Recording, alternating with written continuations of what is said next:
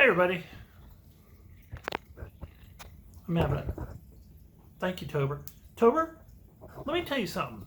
Here's how this works. I feed you, and you live here, free rent. You get to go out in the front and backyard during the day. Thank you, Tober. That's really nice. That's really nice. Here he is, folks. Here he is in all his glory. Here he is in all his glory. Tober, you're just a butthead. You're a butthead. Yeah, just mess up everything. Oh, God, it's a horrible day. It's just been a horrible day. Well, what happened, Eric? Did you get in a car accident? Did you get food poisoning? No. Lizards in the house. Lizards in the fucking house. And let me tell you something. You may be thinking that's really ridiculous. Oh, and of course, the cats. That's it. Keep knocking it around, buddy. I'll just keep adjusting the lens. Thank you. Folks, let me tell you something. I live in South Carolina, and there is nothing on God's green earth that is more aggravating, makes you feel stupider and clumsier and more unable to cope than having a lizard loose in your house. This is a scenario. These guys, Tober's sitting here looking at me, staring at me. They bring in lizards from outside because I very graciously let my cats go out in the front yard and the backyard. I live in a condominium, but I live in an end unit, so I'm at the end of the row of 5, and it's very nice. It's kind of like having a detached house almost.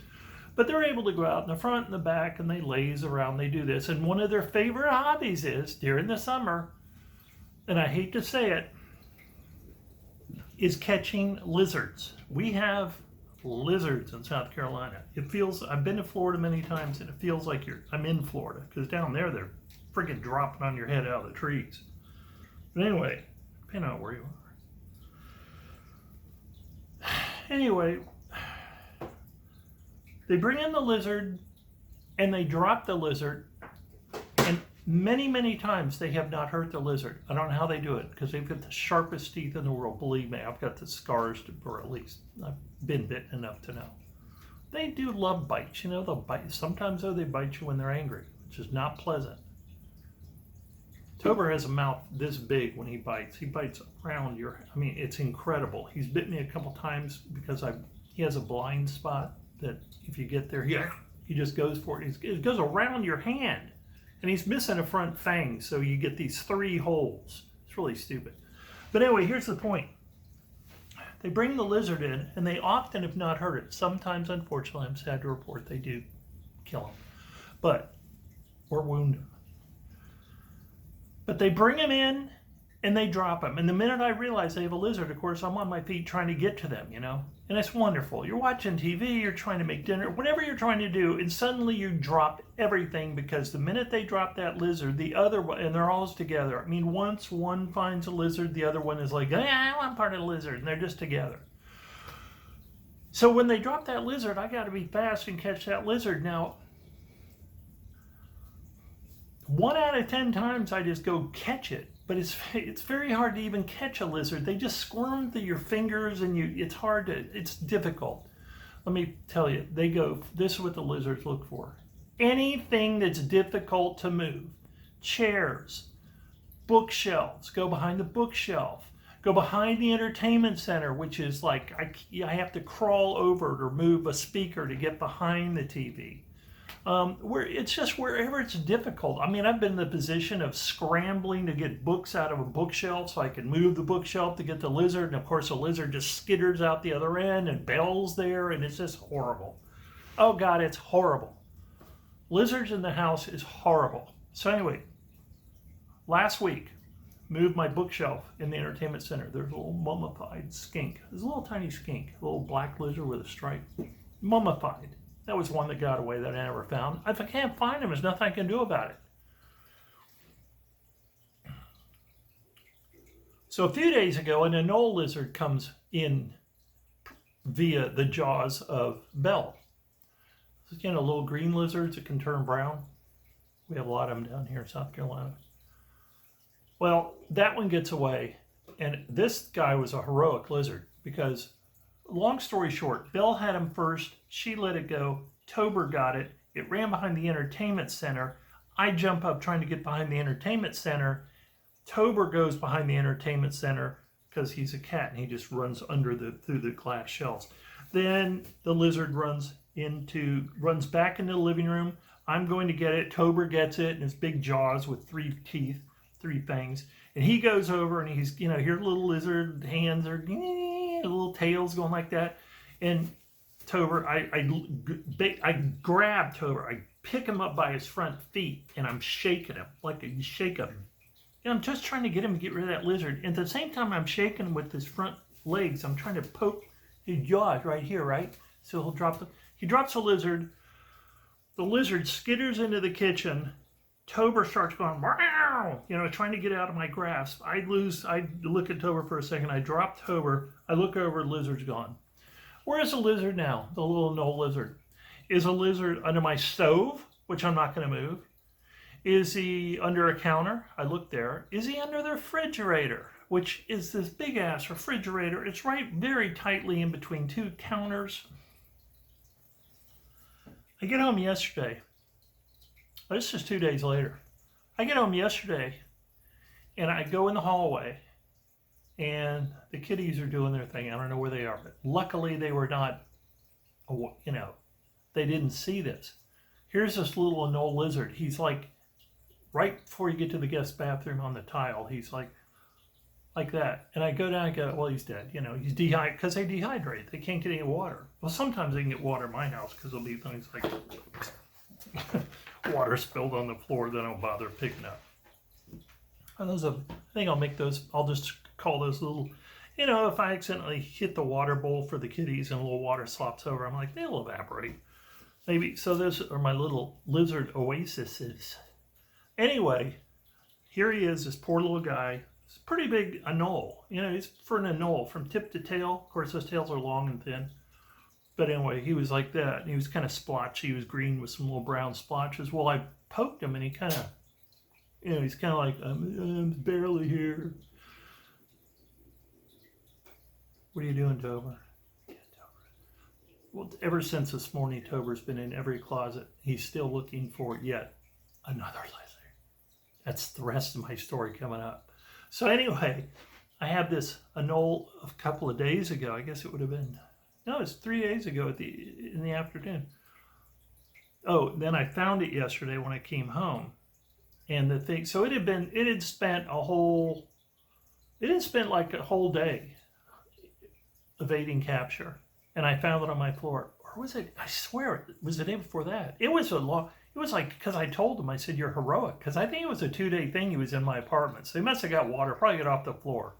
Anyway, I pick him up. I give him a little water. I know some of you are going, seriously, Eric? Yeah, I think that, I don't like to see animals get hurt in spite of having cats. Or dogs. I had a dog that once killed a chipmunk and brought it to me, a dachshund. And he's like, a little dead chipmunk. I'm like, thanks, Gus. That was his name. Anyway, I got that little knoll out and I took him out as far away as I cared to walk in my socks on the grass, and I just dropped him off in some grass and he moved around a little. So I think I saved him. Well, this morning, going over some stuff on the internet, here comes Belle with this big ass black skink. These are the big black shiny ones that have this, like they have yellow stripes. I think one of them has yellow and one has white. But they're harmless, just like the knoll lizards. And this was a big version of the little one I found mummified behind the... So here again, I'm down on my hands and knees with my cats. I'm pushing them out of the way. I'm pulling a chair out of the way. I'm moving an end table out of the way. Moving something else out of the way. Can't find it. It's the stupidest feeling. You just want to, I don't know, folks. So I've got a lizard loose in the house somewhere, and that's my story. I just had to get that off my chest because that's how I start my day. I mean, I had already started my day, but then, we have to go with the damn lizards being brought in. Poor little guys. All right. I am talking today about Kyle, Sandau, Mark, Dody, Rebecca, Kaiser. My advisor sent me my advisor sent me the latest on their lawsuit. Some of you are going, Eric, I thought you quit doing Forrest Fenn. No, I'm never going to quit doing Forrest Fenn. I'm never going to quit doing legal news and kind of updates about Forrest Fenn. What I said the other day in my intro was, what I said the other day in my intro to my trip to the Trump rally was, there's the stuff that's going on, and I don't really want to get into it because I don't really like knocking other pages. Everyone's, doing their own thing. And I just think there's a lot of stuff being made out of nothing just to keep the views coming in. And hey, if I was monetized, I might feel that way myself. I'm not monetized. I'm not sure I'm ever going to be monetized. I self-destruct myself so many times. I mean, my intro the other day video dealt with both politics and religion. I mean, yeah, smart. Excuse me. I just don't care. I mean, I'm just here to talk about what I want to talk about. If I ever got monetized, that'd be wonderful. But if I was monetized and I had a Forrest Fenn page which was monetized, and I mean, I wouldn't sneeze at a couple of hundred coming in a month from a monetized page. Some people go, oh, that's not. I remember Lone Man Alone. He was over 1,000, and at the time, I don't know if it still is, at the time that was enough to be monetized, and he didn't monetize, and he told people, whoa, what do I care? It's about enough to get a week's worth of groceries. And I thought, what? Who? Huh? What's wrong with having a check come in every once in a while to get a week's worth of groceries? Especially now with the inflation. People are funny. I have no problem if any money comes my way, I'll just take it. I mean, if I got to the stage where I was making $100 a month, I wouldn't turn down the check. You know what I mean? I would take it. So I don't really understand that. But the point I was trying to make is, before I got distracted myself, is that if I had a Forrest Fenn page, and had Forrest Fenn subscribers that are just, I can't wait it's just got to be about Forrest Fenn. I don't care how ludicrous it is. I don't care if it's someone saying they found the chest and it's a different chest, or they didn't find it, but they know it was there, and this and that, and I'm going to just keep watching. And all I was saying the other day is I just think it's over. I've said that actually a long time ago. It is over. There is nothing going on right now. I don't even think people that are supposedly doing documentaries are going to, I think they're fast passing the point of interest, because it's just done, and I mean, nobody can prove a thing, and that's part of what today is going to be about. We're going to talk about what is not done, though, is the legal proceedings, although they're almost all at an end. I think they are all at an end with this, right? With the Kyle Sandau. Isn't this the end? When this one got dismissed, it just got dismissed, which is what I'm talking about today. I think it is. Well, anyway. So there's no more court cases that I'm aware of. Maybe I'm sure I'll be corrected by someone. And after that, all I said the other day was, we really need a good journalist, a real reporter, to get in there and dig this stuff up and write something about it from the viewpoint of it being fraudulent. I mean, nothing else really matters, right? There's no point in going in and trying to retell the story of Jack Stu finding it. Nothing much of an expose there. We've gotten the story. A lot of us just don't believe the story. So what's left? People going after them legally, which just are falling apart left and right. And today's a great example of why, because this is such a stupid lawsuit. And I've called it stupid or misguided before, and so have plenty of other people. What you're going to hear today when we go over this dismissal by the judge of Kyle and Mark Dody and Rebecca Kaiser is they had no proof of anything. People are just a minute. I think someone went outside and kicked in the AC. Yep.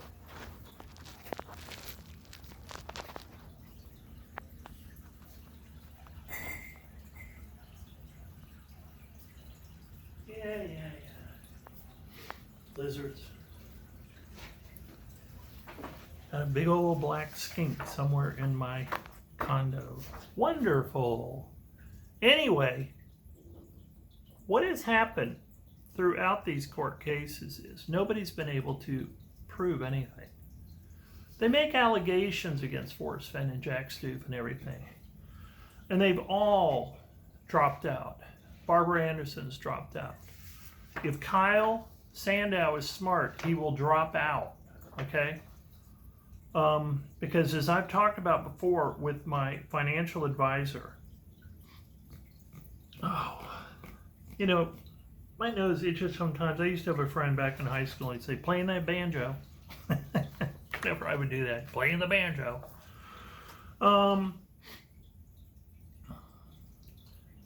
If you keep provoking the courts enough with stupid stuff, I call it stupid, but they would probably say lack of evidence or not evidentiary or frivolous claims, blah, blah, blah. The courts can get back at you, right? Well, look what they did with Brian Erskine. Brian Erskine, last I heard, oh, well, that may still be going on. Yeah, I think that is still going on. Isn't it Brian Erskine? I'll have to check. But, you know, they hit him up for about $100,000 in court and legal fees. He had to pay for Fenn Estate's legal fees. The courts, and that's bad. And like my legal advisor said, when the court does that to you, they're really telling you to sit on your thumb and quit messing around, and we're going to start making you pay for wasting our time. You don't want to do that. So I hope Kyle Sandau, I don't know the guy. I remember the guy back when he used to do his, he'd be sitting in his car. I don't know why he did it like this, but he'd sit in his car and he'd have this book of San Lazaro, and he'd go on about, you know, since San Lazaro, and Ben knows I know, and I'm going to sue him, and I'm going to come to his house. I'm not sure he ever said that.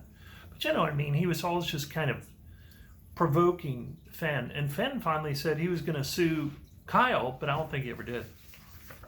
So this is Kyle Sandau, Mark Dody, and Rebecca Kaiser. Now this is what, so this came about on, yes, thank you to my legal advisor. This is June 30th.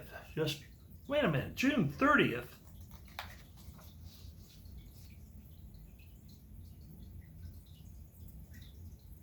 Wait a minute.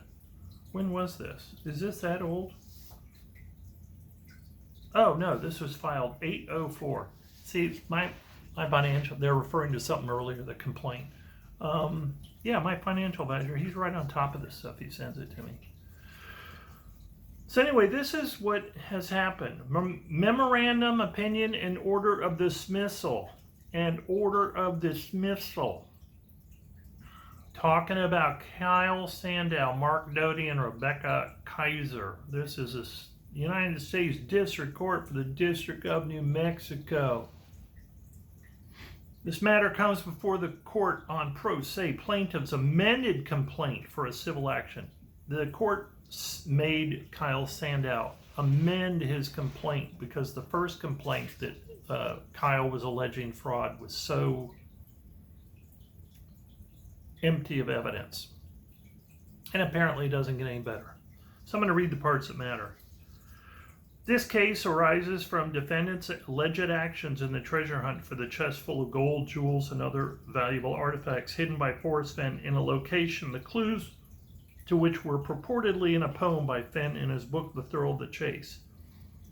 Plaintiff, Kyle Sandau and Dody and Kaiser, I'll just say his name. Kyle Sandau's original complaint asserted a claim for fraud and alleged that, and I'll call the defendants Forrest Fenn, and I'll call them the Forrest Fenn Estate. Okay, Kyle Sandau's original complaint asserted a claim for fraud and alleged that the Fenn Estate had intentionally deceived them by purposefully providing numerous false statements of fact over several years. Going on to part 2, folks. Okay, folks, I'm very, very, very happy to report that I found the lizard. Jesus, I found the lizard. I hope you can see it. Sometimes it's hard to. So, here he is. He lasted a whole day. He's in pretty good shape, as you can see. And I'm going to let him go out here in the front. And he can live in the garden. And Tober's I put him in the cat room, and I put Belle's out back, and here he goes. So we're going to see him. Hopefully you can see it, but we're going to let him go. Go on, buddy. You did a good job.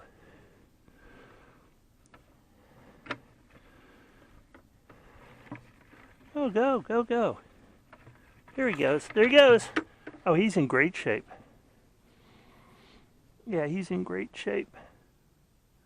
Well, I don't know if you saw him. He went pretty quick. He's in good shape. I think probably the one of the lizard oases probably worked. So I'm happy to say that the lizard is alive and well. Good. Now, here's where it gets really freaky. I'm not making this up at all. I don't make any of this up. There's a baby little anole lizard in the same spot. He went and hid under my record collection, so now I had to completely dismantle that. It was on top of boards and blocks. That's totally taken apart. There was a little anole baby. This little tiny, I don't know what, folks, maybe I have lizards living in my house. I have to go back in and find him. A little tiny baby one. I don't know what's going on. Lizard crazy around here.